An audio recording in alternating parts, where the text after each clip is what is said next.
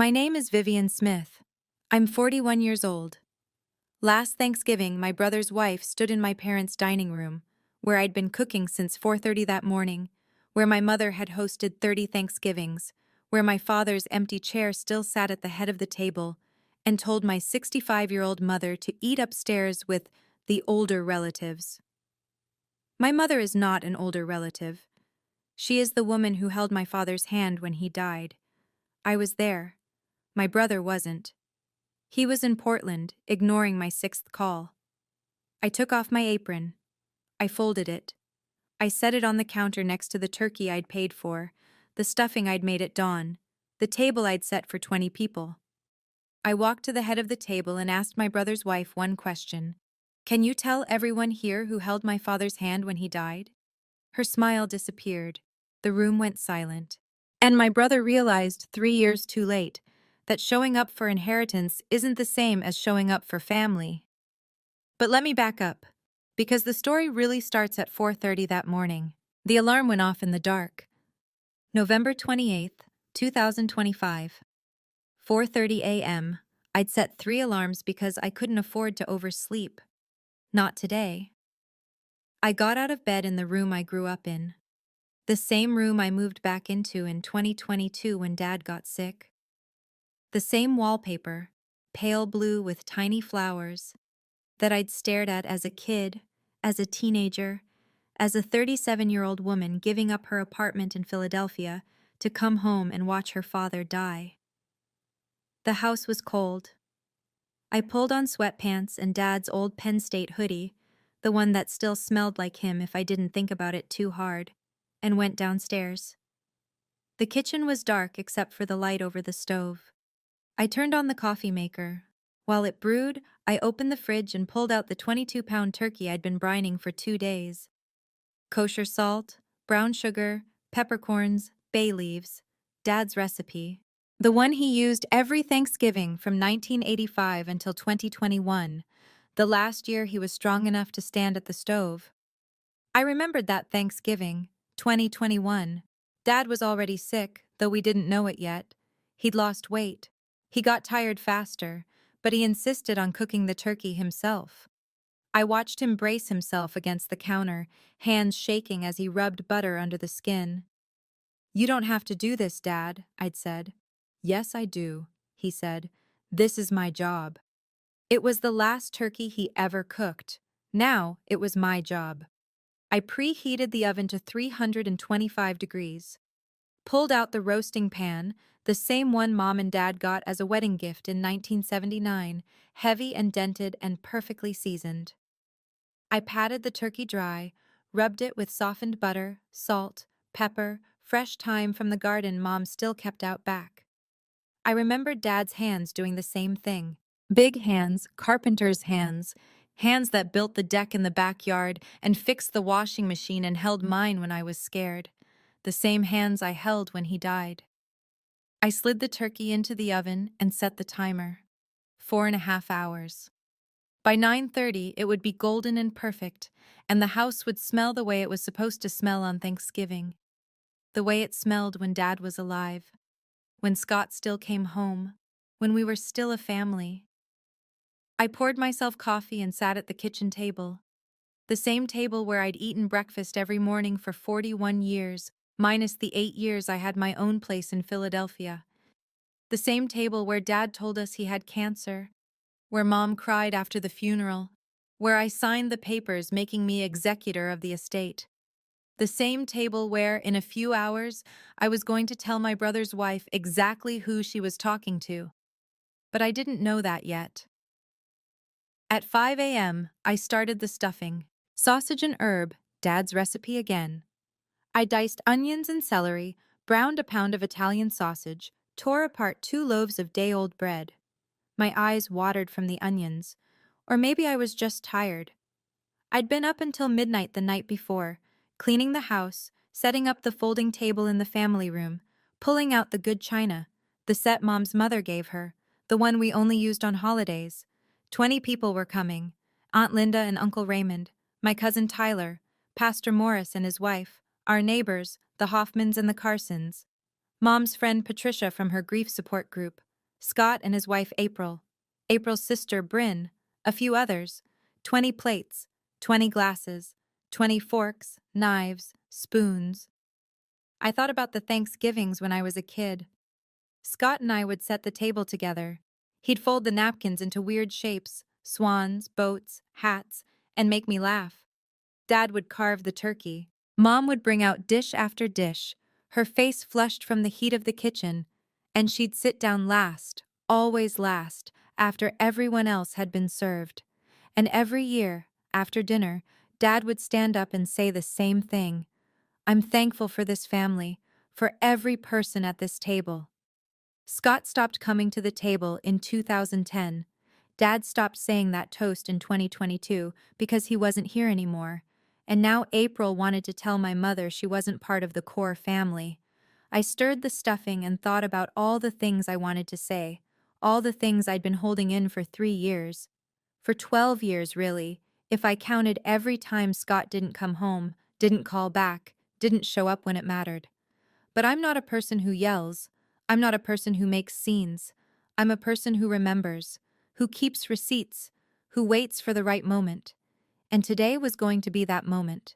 If you've ever spent hours cooking for people who don't appreciate it, if you've ever been the one who stayed when everyone else left, drop a comment and tell me your story. And if you want to know what happened when 20 people sat down at my table and I finally said what I'd been holding back for years, hit subscribe. Because what came next changed everything. The house where all this happened is a brick colonial on Oakmont Drive in Haverford, Pennsylvania. My parents bought it in 1982, the year I was born. 3 bedrooms upstairs, a formal dining room downstairs, a den that used to smell like my father's coffee and newspapers. The mortgage was paid off in 2006. I remember Dad circling that date on the kitchen calendar in red marker. Free and clear, he said. My brother Scott is 4 years older than me. Growing up, he was the one who needed space. That's what Mom always said. Scott's a free spirit, Vivian. You're my steady one. Scott moved out when he was 21, got an apartment with 2 friends from community college, worked at Best Buy, talked about bigger plans. I stayed home until I was 30, saved money, helped Mom and Dad with repairs, came home every Sunday for dinner, even after I finally got my own place in Philadelphia. Scott's Sunday dinners got less frequent, once a month, then every few months, then just holidays. Then, not even holidays. In August of 2010, Scott was 28. I was 24. He sat us down at the kitchen table, the same table where I was making stuffing 15 years later, and told us he was moving to Portland, Oregon. Tech opportunities, he said. A friend from high school's out there says I can get into a startup. I need to do this. I need to build something for myself. Dad stood up and hugged him. Go build it, son. We're proud of you. Mom cried, but she smiled through it. You'll come home for Christmas, right? Of course, Scott said. He didn't. Scott came home once in 2011, 4 days in July. He'd gained weight, looked happy, talked about his job in customer success at some company I'd never heard of. He took us out to dinner at the Olive Garden, paid with a corporate card, told us he was doing great. Then he left. He came home once in 2012, 3 days around Christmas. He brought gifts, a Keurig for Mom and Dad, a scented candle for me. We opened presents, ate leftovers, watched It's a Wonderful Life like we always did. On the morning of the 27th, he packed his bag and said he had to get back for a work thing. Already? Mom said. I'll come back soon, Scott said. I promise. That was the last time he slept in this house until 2024. The calls got shorter. The texts got more generic. Happy Thanksgiving. Miss you guys. Merry Christmas. Love you. In 2015, Mom was diagnosed with type 2 diabetes. Her doctor put her on metformin, told her to watch her diet, exercise more. She was scared. I took her to every appointment, helped her learn to check her blood sugar, bought her a new meter when the first one broke. Dad called Scott to tell him. I was sitting right there. I heard Dad's voice on the phone. Your mom's got diabetes. The doctor says it's manageable, but she's worried. Thought you'd want to know. Scott's voice came through, tinny and distant. Oh man, that's rough. Tell her I'm thinking about her. You could come visit, Dad said. I'm sure she'd love to see you. I'll try, Scott said. Work's crazy right now, but I'll try. He didn't come. Mom never said anything about it. She just kept setting 4 plates at dinner out of habit, then quietly putting the 4th one back. In February of 2018, Dad had a heart attack, triple bypass surgery. I got the call at work. A Tuesday afternoon, I was in a meeting about Q1 deliverables, and I left my laptop open on the conference table and drove straight to Penn Medicine. Dad was in the ICU, tubes everywhere, heart monitor beeping. He looked small in that bed. My father, who'd built our deck with his bare hands, who'd carried me on his shoulders when I was little, looked small and gray and breakable. I stayed. I took 2 weeks of FMLA. I slept in a reclining chair next to his bed because I was terrified he'd die when I wasn't there. I learned how to read his charts. I learned what ejection fraction meant.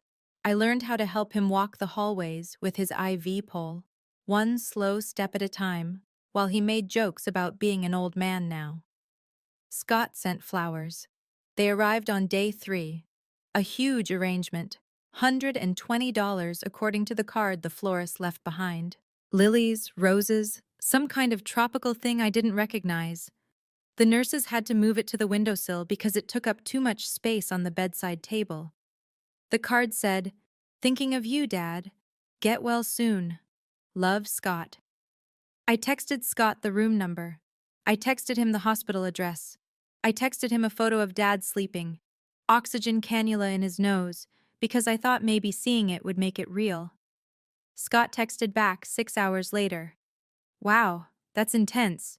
Glad he's stable. Keep me posted. He never called. He never came. Dad looked at those flowers on day 5, when he was lucid enough to really see them. Scott sent those, I told him. Dad nodded. That's nice of him. At least he remembered. I didn't tell Dad that I'd sent Scott 12 texts in 3 days. I didn't tell him that Scott knew exactly which room we were in, exactly how bad it was, exactly how scared I was. I didn't want Dad to know his son had the information and chose not to use it. By 2019, I'd stopped expecting Scott to show up. He called on birthdays. He sent cards at Christmas. He existed in the periphery of our lives, like a character in a story someone told us once. That same year, Mom started having trouble with her balance. Little things at first. She'd miss a step on the stairs. She'd drop a glass. She'd forget words mid-sentence, then laugh it off. Dad noticed before I did. Something's not right, he told me in the kitchen one Sunday. Your mom's not herself. We took her to the doctor, then a specialist, then another specialist. Early onset dementia, they said. Probably Alzheimer's, but it was hard to say for sure. She was 61, too young for this. But it was happening anyway. Dad was scared in a way I'd never seen before. Not when he'd had his heart attack. Not when his own father died. This was different. This was his wife, his partner of 40 years, starting to slip away. I moved back home in November of 2019. I was 37. I had an apartment in Philadelphia with a view of the Schuylkill River, a job I loved, a 401k, a life. I gave my landlord notice. I packed my books, my clothes, my coffee maker. I moved back into my childhood bedroom with the pale blue wallpaper and the closet that still had my prom dress hanging in the back. Dad helped me unpack. He carried boxes up the stairs, breathing hard, and I could see he was getting older too. Not just Mom, both of them. You don't have to do this, he said. We'll manage. I know, I said, but I want to. I called Scott that night to tell him I'd moved home. He answered on the 4th ring. Hey Viv, what's up? I moved back in with Mom and Dad, I said. Mom's getting worse. Dad can't do this alone. There was a pause. Wow, that's really generous of you. It's not generous, I said. It's necessary. Well, Scott said, I'm glad they have you. Not we. Not I'll help. Just, I'm glad they have you. Like he wasn't part of the equation at all. Then came 2020. The pandemic. The world shut down. I was grateful, in a horrible way, that I was already home. That I didn't have to worry about being separated from them. That I didn't have to choose between my life and theirs because I'd already chosen. Mom got worse during lockdown. The isolation, the disruption of routine, the fear, all of it accelerated things. She started forgetting my name sometimes.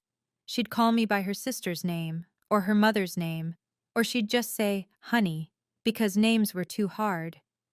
Dad held it together. He learned how to make her favorite foods, how to redirect her when she got confused, how to be patient when she asked the same question 7 times in an hour. I called Scott once a month with updates. He always sounded concerned. He always said he'd try to visit when things calmed down. He never did. In February of 2022, Dad started losing weight. At first, he blamed it on stress, on getting older, on eating less because he was too tired to cook full meals anymore. But by mid-February, he was yellow, jaundiced. His skin, his eyes, everything had a yellow tint that made him look like he was dying, because he was. Have you ever watched someone you love disappear in front of you? Have you ever been the only one who showed up while everyone else had excuses? Drop a comment if you know what that feels like. And subscribe if you want to know what happened when I found out my father had 6 months to live, and my brother didn't even pick up the phone. Dr. Patel's office at Penn Medicine Oncology smelled like antiseptic and fear. February 18th, 2022, 2:15 in the afternoon. I remember because I looked at my phone when we sat down, like if I could mark the exact moment, I could somehow control what was about to happen. Stage 4 pancreatic cancer, Dr. Patel said. She was kind about it. Matter of fact, but kind. Inoperable. It's advanced. Dad nodded, like she'd just told him the weather. Mom held his hand. She wasn't following entirely. The dementia made complex information hard to process, but she knew it was bad. What do we do now? I asked. My voice sounded far away. 6 to 12 months, Dr. Patel said. We can try chemotherapy to slow the progression and manage symptoms, but you should prepare yourselves. Use this time. I took notes. I wrote down the name of the chemo drugs, the schedule, the side effects, the hospice organizations she recommended. I wrote down everything because if I stopped writing, I would start crying, and I couldn't cry yet. We walked to the car in silence. I drove home. Dad sat in the passenger seat looking out the window. Mom sat in the back humming something I didn't recognize. When we got home, I went to my room and called Scott. The phone rang 4 times. Voicemail. Scott, it's me, I said. Dad has cancer. Stage 4 pancreatic. 6 to 12 months. Call me back. He texted me 8 hours later. Just saw this. Oh my God. I'm so sorry, Viv. That's awful. I'll call soon. He didn't call. 2 weeks later, he sent a text. How's Dad doing? I've been meaning to call, but work's insane.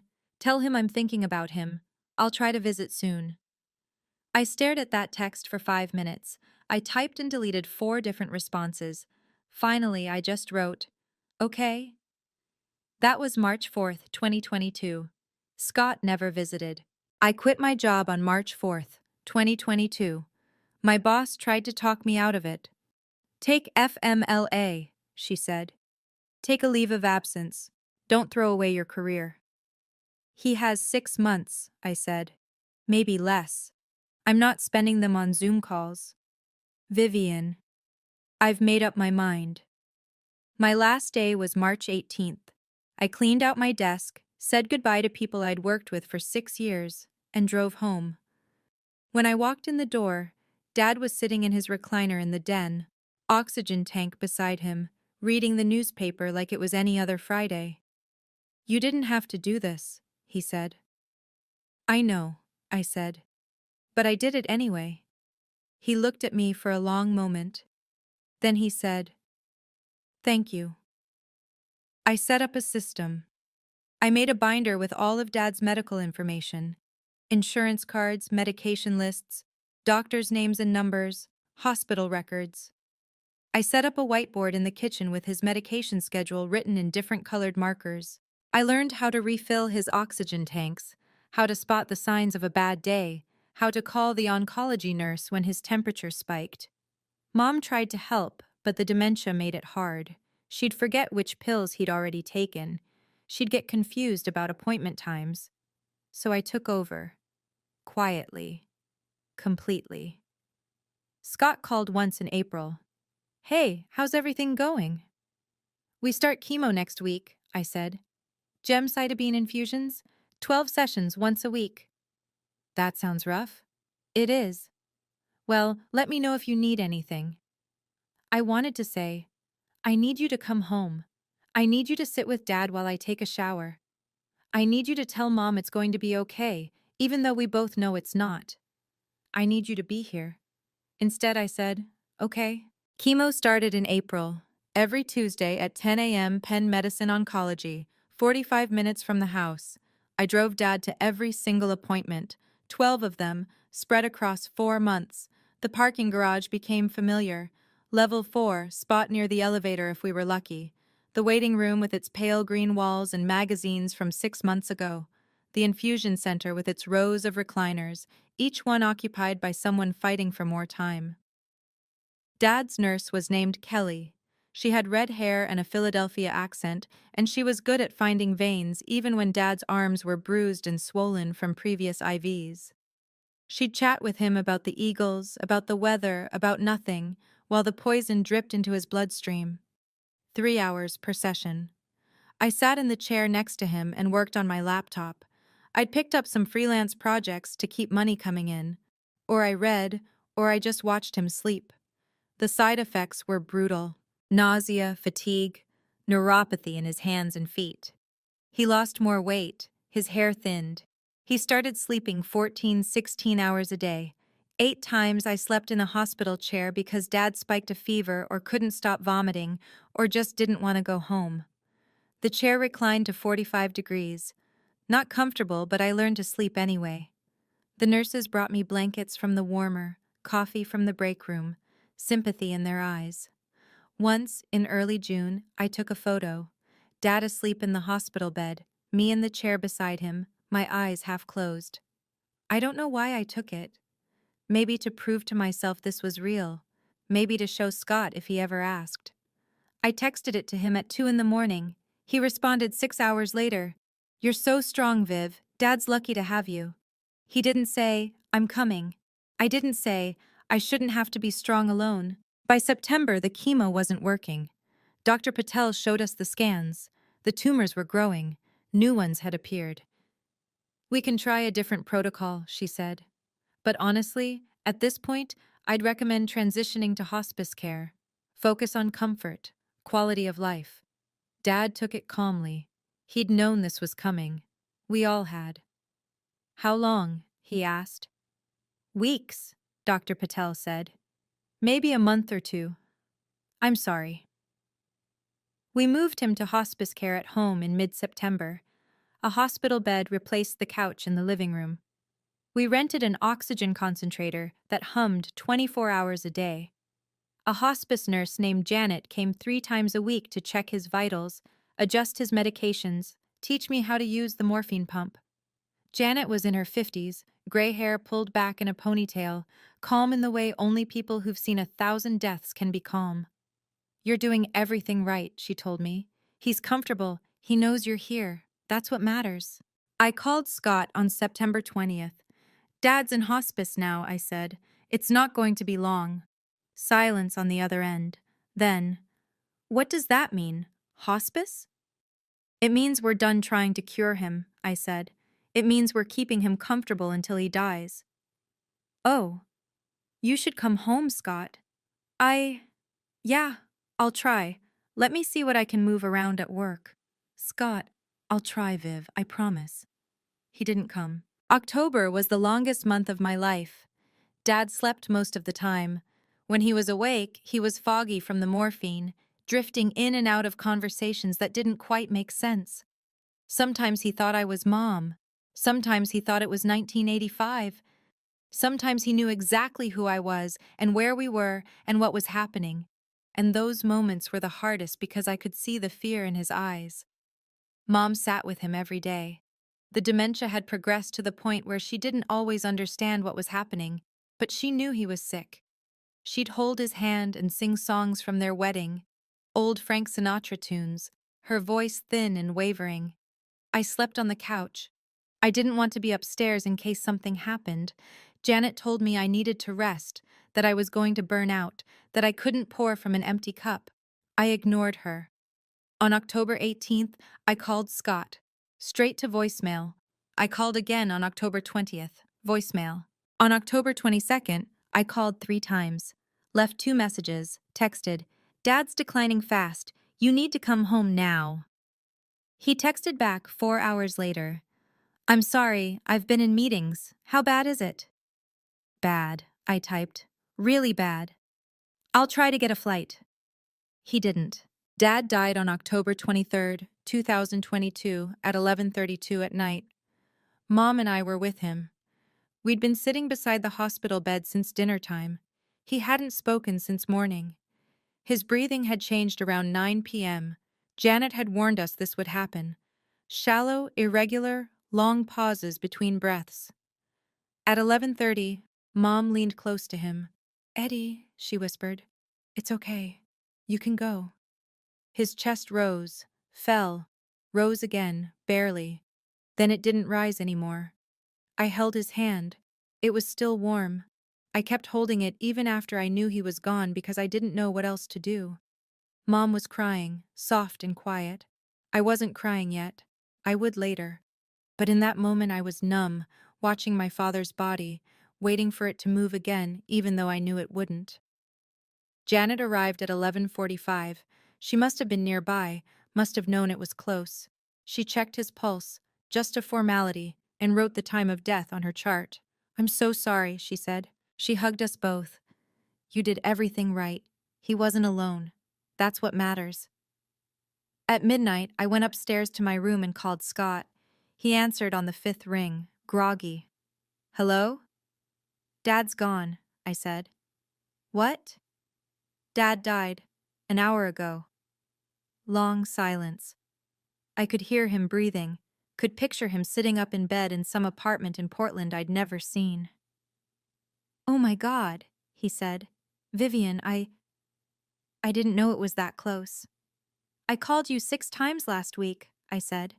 My voice was flat. "You didn't pick up." "I've been busy. Work's been insane. I didn't—" "He died, Scott. And you weren't here." "I'm sorry," he said. "I'm so sorry. I should have—" I hung up. Scott flew in for the funeral. October 28th, 5 days later. St. Margaret's Church, the same church where my parents got married in 1979. 150 people came.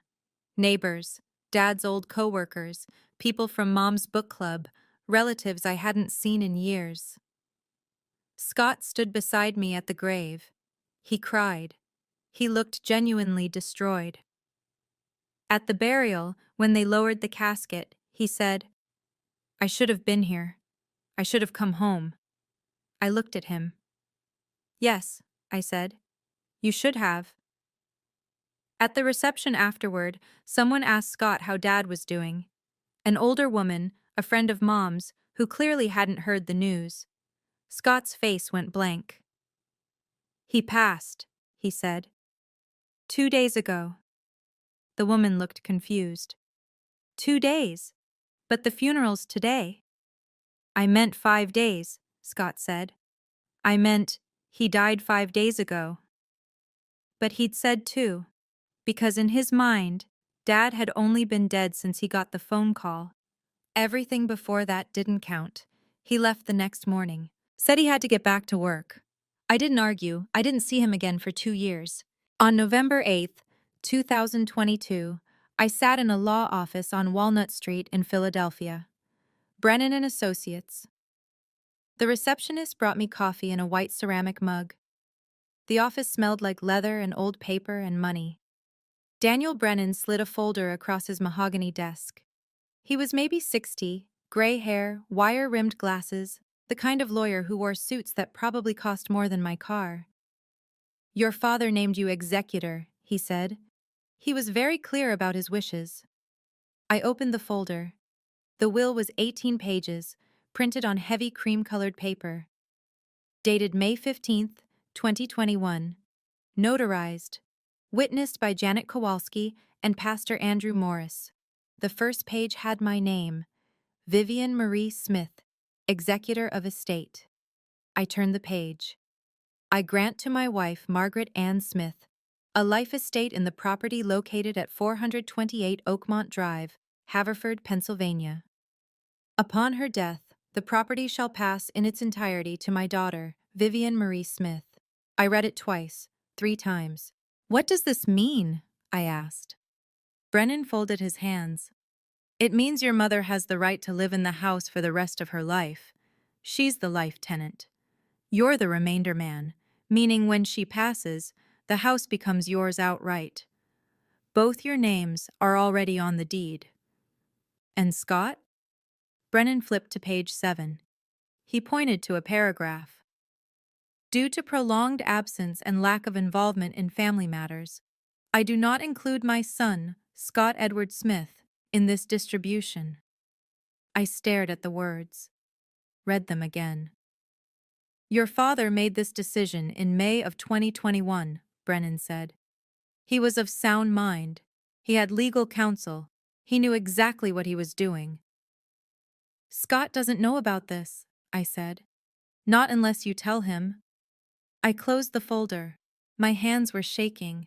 Dad had known. Even a year before the cancer diagnosis, he'd known that Scott wasn't coming back. That I was the one who'd stayed. That I was the one who'd be here, and he'd protected me. In the only way he knew how. If you've ever discovered that someone saw you, really saw you, when you thought you were invisible, drop a comment. And subscribe, because in 2 years, my brother was going to walk back into this house with a wife who had plans for it. And I was going to let them dig their own grave before I showed them the deed. We filed for probate in December of 2022. It took 3 months for the court to approve me as executor. Another 3 months to close the estate. By June of 2023, it was official. The house was mine and Mom's. Scott's name was nowhere on the paperwork. I didn't tell him. Every time he called, birthdays, Christmas, random Sundays when guilt caught up with him, I waited for him to ask. About the house, about the will, about what Dad had left behind. He never did. The first year without Dad was the hardest. Mom's dementia got worse. She'd forget he was gone, ask where he was, then remember and cry. I'd hold her while she sobbed, then she'd forget again an hour later, and we'd do it all over. I started freelancing in March of 2023. Project management consulting, all remote. I made about $52,000 that first year, $26,000 less than my old job. But I could work from the kitchen table, I could take Mom to her doctor appointments, I could be here. Mom's Social Security was $18.50 a month. We used it for groceries and utilities. I covered property tax, $6,800 a year, insurance, maintenance, everything else. Between us, we kept the house running. Just the 2 of us. Scott called on Dad's birthday, April 10th, 2023. We talked for 6 minutes. "How are you guys doing?" he asked. "We're okay," I said. "And the house? Everything holding up?" My hand tightened on the phone. "Everything's fine." "Good, that's good. Well, I'm glad you're there taking care of things." He hung up without asking what things I was taking care of, without offering to help, without sending money or visiting or doing anything except being glad I existed so he didn't have to. On January 12th, 2024, Scott called with news. "I met someone," he said. He sounded happy, genuinely happy. "Her name's April. She's a wellness coach. We met at this corporate retreat thing. She's amazing, Viv." "That's great," I said. And I meant it. I really did. How long have you been seeing her? About a month, but it feels right, you know? Like we just click. I'm happy for you, Scott. And I was. Whatever else he'd done, whatever he'd failed to do, he deserved to be happy. In July, he called again. I'm getting married, he said. Wow, that's fast. When you know, you know. We're doing it next week. Courthouse wedding in Portland. Just the two of us.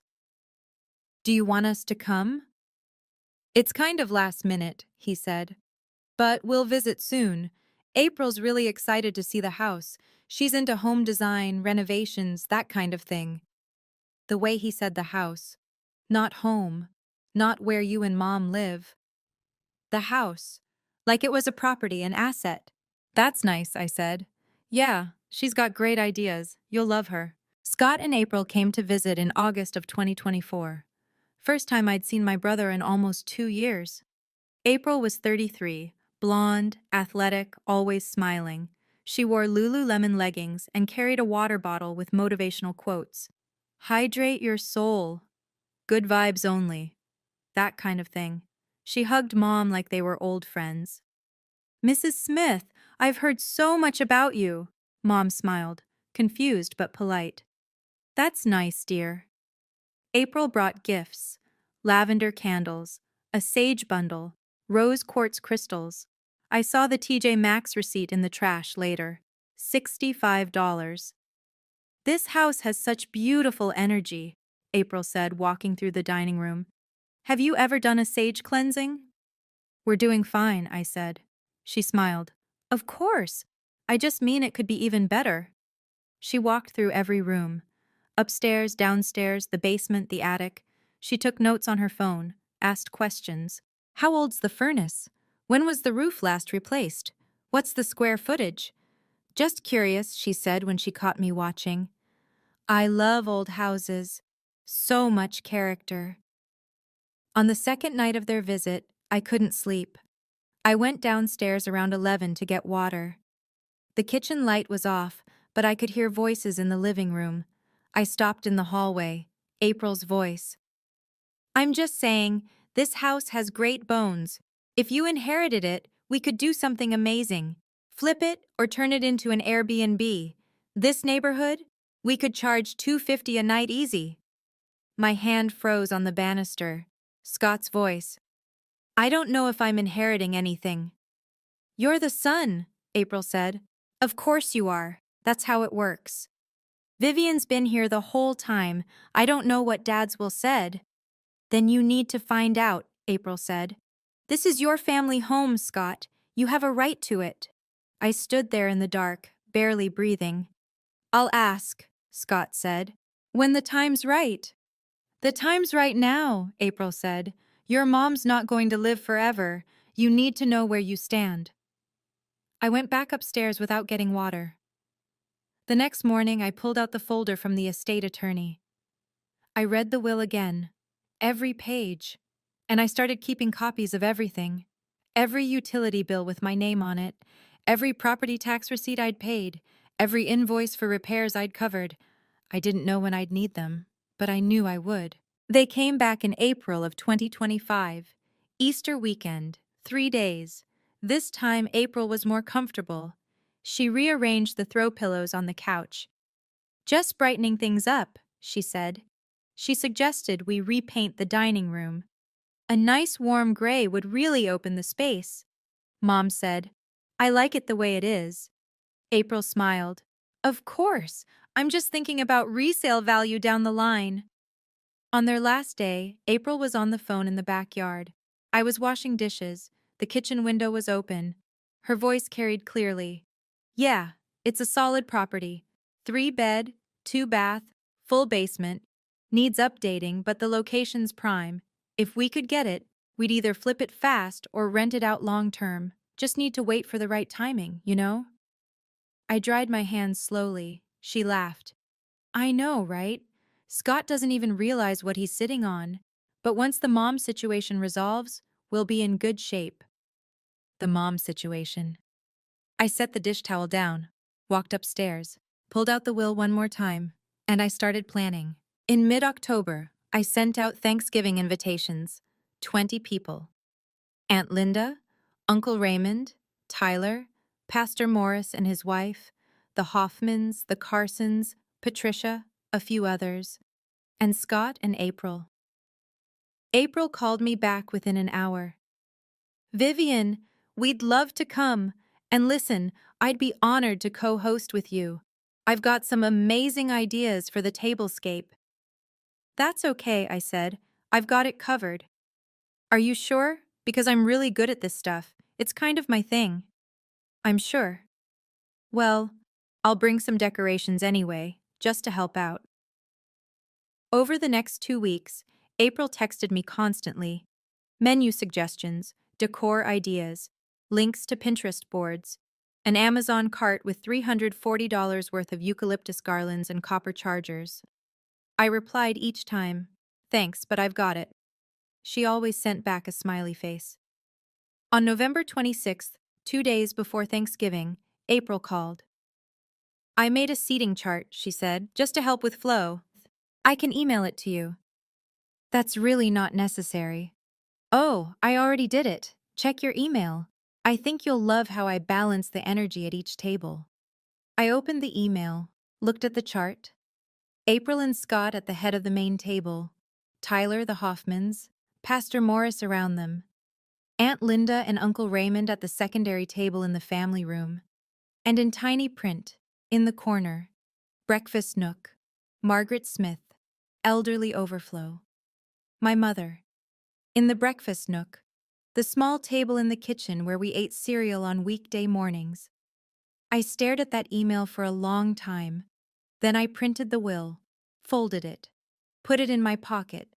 If you've ever heard someone plan your life like you weren't in the room, if you've ever been underestimated by people who thought you didn't notice, comment below.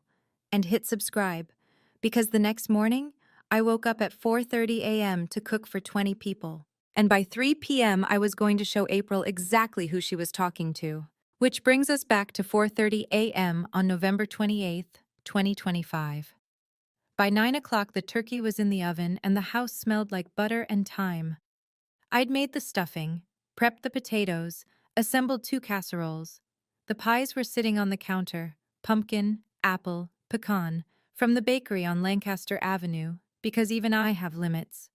At 9:15, I heard the front door open. "We're here to help," April's voice, bright and cheerful and so sure of herself. I looked up from chopping celery. April stood in the kitchen doorway in a cream sweater and leggings, clipboard in hand. Scott was behind her, holding a bag of store-bought rolls. "Morning," I said. "Oh my gosh, you've been so busy." April surveyed the counter. "Okay, so I brought the seating chart. I printed it on cardstock so it's sturdy. And I have place cards." She pulled out a box. "Hand-lettered. Took me forever, but they're so cute." She spread them across the table. Little cream-colored cards with names in gold calligraphy. I wiped my hands on my apron and walked over. April and Scott at the head of the main table, Tyler next to them, Pastor Morris, the Hoffmans, the Carsons, April's sister Bryn. Second table, Aunt Linda, Uncle Raymond, Patricia, Derek and Sarah. And there, in a separate pile, Margaret Smith, breakfast nook. "I put your mom in the breakfast nook," April said, with some of the older guests. "I thought it would be quieter for her, you know, less overwhelming. The main table can get kind of chaotic." I picked up Mom's place card, gold letters, Margaret Smith. "She usually sits at the main table," I said. My voice was calm, even. "Oh, I know. But I thought it might be nice to give her some space. Plus, the main table's pretty full. I wanted to make sure everyone fits comfortably." "Everyone fits," I said. "We've had 20 people before." "I know, but—" April touched my arm. "Trust me on this. I plan events all the time. Flow is everything. Your mom will be so much happier in a quieter spot." She smiled. That same smile she'd been using all weekend. Sweet, helpful, completely certain she knew better. I set the place card down. "I'll think about it." "Great! Oh, and I brought some eucalyptus for the centerpiece. Where do you keep your vases? By 2 o'clock, people started arriving. Aunt Linda came first, carrying pies in a bakery box. She hugged me at the door. You look exhausted, sweetheart. I've been cooking since 4:30. I know you have. She kissed my cheek. Your father would be so proud. The Hoffmans arrived. The Carsons, Pastor Morris and Helen. Tyler showed up with wine and hugged me hard enough to lift me off the ground. You good? He whispered. Ask me in 3 hours, I said. By 2:45, everyone was here. 20 people. The house was full of voices, laughter, the smell of turkey and pie. It sounded like Thanksgiving. It sounded like home. I looked for Mom. She was upstairs, putting on the pearls Dad gave her for their 30th anniversary. I helped her with the clasp. You look beautiful, I said. She smiled. Is dinner ready? Almost. Come on down. We walked down together, Mom in her blue cardigan and pearls, me in jeans and Dad's old hoodie, because I'd been cooking for 9 hours and I'd given up on looking presentable. The dining room table was set. 12 places. White tablecloth. The good china. Candles down the center. Mom walked to her usual spot, left side of the table, closest to the kitchen, the seat she'd sat in for 30 years. She pulled out the chair and sat down. I was in the kitchen, pulling the turkey out of the oven, when I heard April's voice. Oh, Mrs. Smith! I looked up. Through the doorway, I could see April walking toward Mom, that smile fixed on her face. April put her hand on Mom's shoulder. Mrs. Smith, I think you'd be more comfortable in the breakfast nook. I set up a lovely spot for you there. The main table's really just for core family, and it's a little crowded down here. The kitchen went quiet. Tyler, who was helping me with the turkey, stopped moving. Mom looked up at April, confused. This is my seat. I know, sweetie, but I think you'll like the other spot better. It's quieter, less overwhelming. Mom stood up slowly. She picked up her plate, and she started walking toward the kitchen, toward the breakfast nook. I watched my 65-year-old mother, widow, dementia patient, woman who'd set this table every Thanksgiving since 1985, being exiled to the corner of her own kitchen because my brother's wife of 4 months thought she wasn't core family. I set down the carving knife. I took off my apron, folded it, set it on the counter next to the turkey I'd paid for with my own money. Tyler whispered, Viv. I walked past him, through the kitchen, into the dining room. 20 people were finding their seats. Conversations everywhere. April was at the head of the table, directing traffic like an event planner. Scott was beside her, looking uncomfortable but silent. I walked to the head of the table, stood between April and Scott. The room got quiet, not all at once, but person by person, people stopped talking. April looked at me, still smiling. Oh, good. Vivian, do you want to say grace before we… April, I said. My voice was calm, clear. Before you finish rearranging my mother's seat, I have a question for you. Her smile flickered. Okay? Can you tell everyone here who held my father's hand when he died? The smile froze on her face. What? My father, Edward James Smith, who held his hand when he died. She blinked, looked at Scott. Scott was staring at his plate. I don't understand what you're… Because it wasn't you, I said. It wasn't Scott. It was me and my mother. October 23rd, 2022, 11:30 at night. In the living room where you were sitting last night talking about flipping this house. Aunt Linda's hand went to her mouth. Scott didn't even know Dad was dying, I continued. I called him 6 times that week. He didn't pick up. He was busy. He was in meetings. He had work things. Scott stood up. Vivian, please don't do this. Sit down, I said. I'm not finished. He sat. I looked around the table. 20 faces, some shocked, some nodding. Pastor Morris had tears in his eyes. 12 years, I said. That's how long Scott's been gone. He came home twice in 12 years. 4 days in 2011, 3 days in 2012. That's it. He didn't come home when Mom got diabetes. He didn't come home when Dad had heart surgery. He sent $120 worth of flowers and thought that was enough. I turned back to April. So before you tell my mother where to sit in her own house, before you talk about core family, maybe you should ask yourself what family actually means. April grabbed her purse from the back of her chair. Her face was red.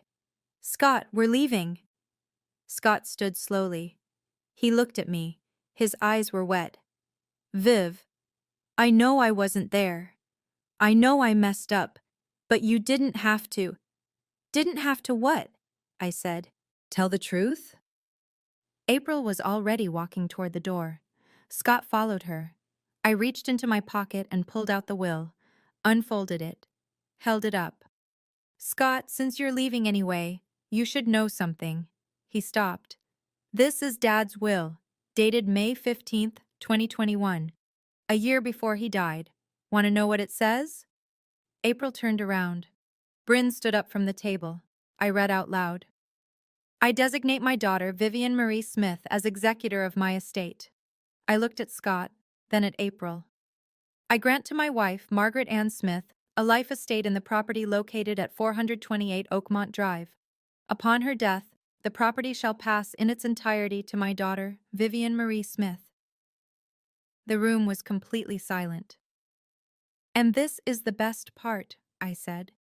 Due to prolonged absence and lack of involvement in family matters, I do not include my son, Scott Edward Smith, in this distribution. April's mouth opened. Nothing came out. This house isn't yours to flip, Scott, I said. It never was. Mom has a life estate.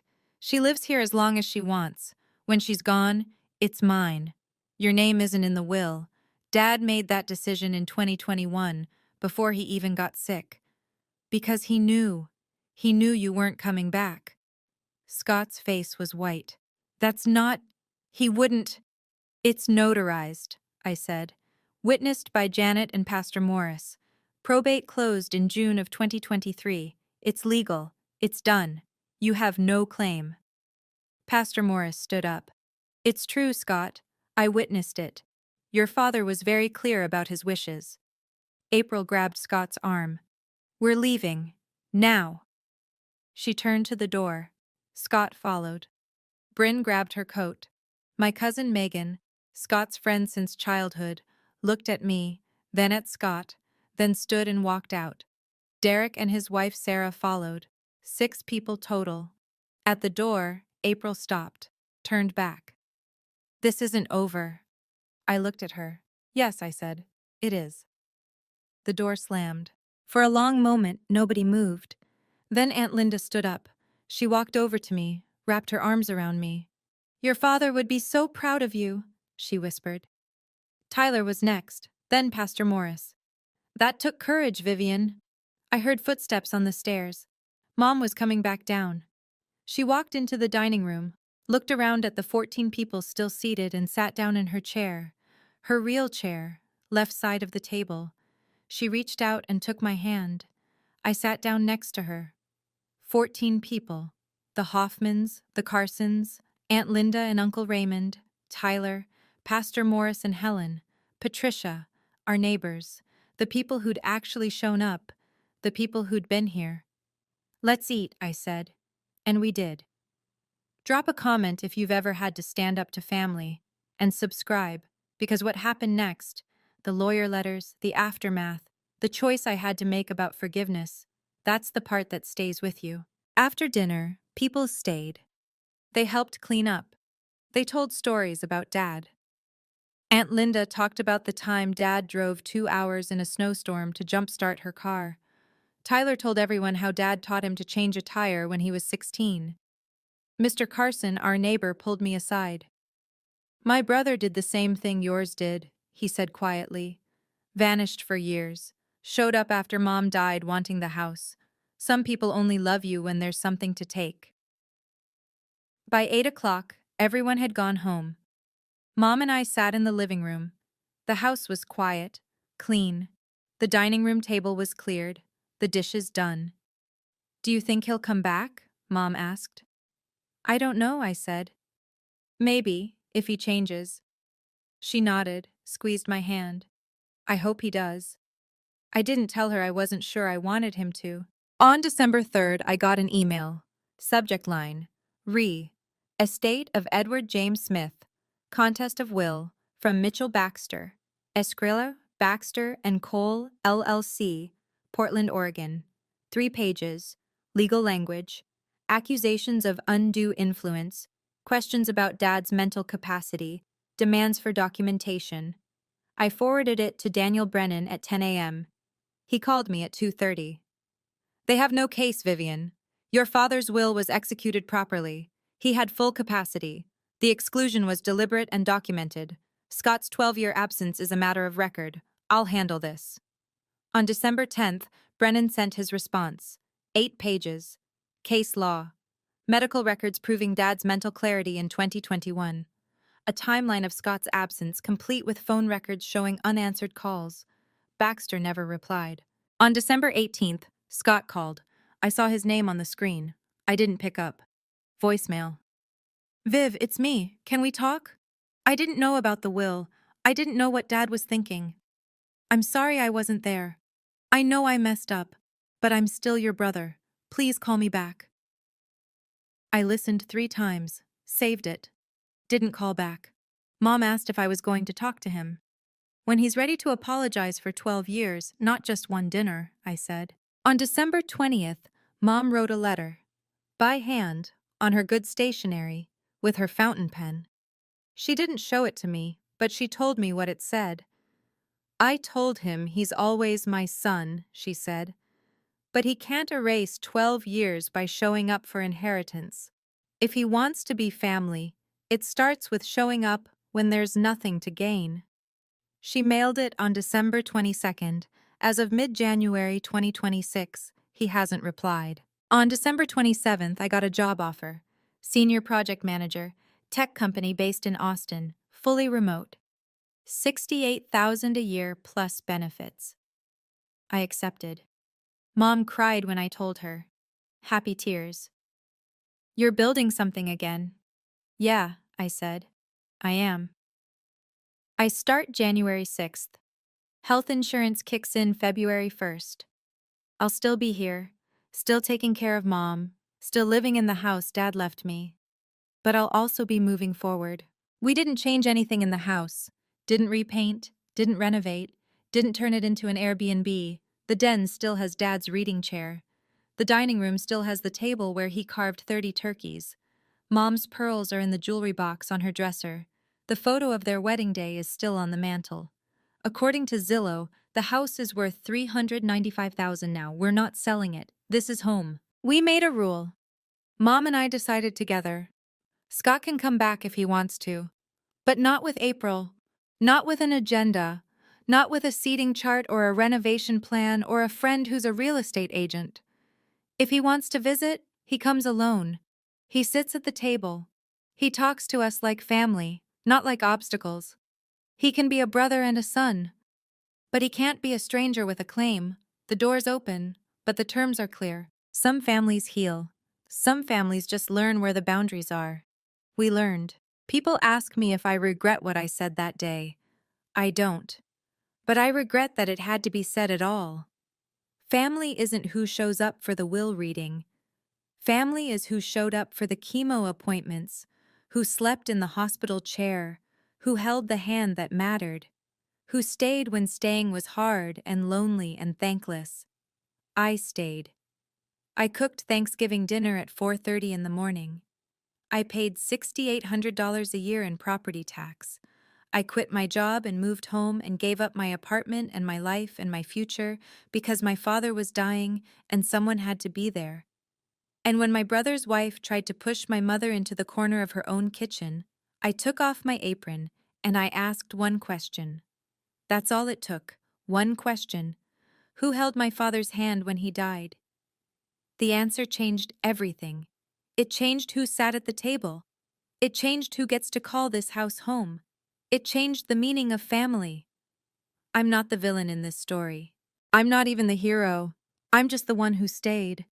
And 3 years later, when I folded up that apron and walked to the head of the table, I wasn't angry. I wasn't bitter. I was just done being invisible. If you've ever been the one who stayed, the one who sacrificed, who showed up, who carried the weight while everyone else walked away, I see you. You don't need a will to prove your worth. You don't need inheritance to know you mattered. You already know. But if this story meant something to you, if it made you think about who's really there when it counts, do me a favor. Like this video, subscribe to the channel, and share it with someone who needs to hear it. Because stories like this, about real family, real sacrifice, real boundaries, they matter. And if you want to tell me your story, drop it in the comments. I read every single one. Thank you for listening.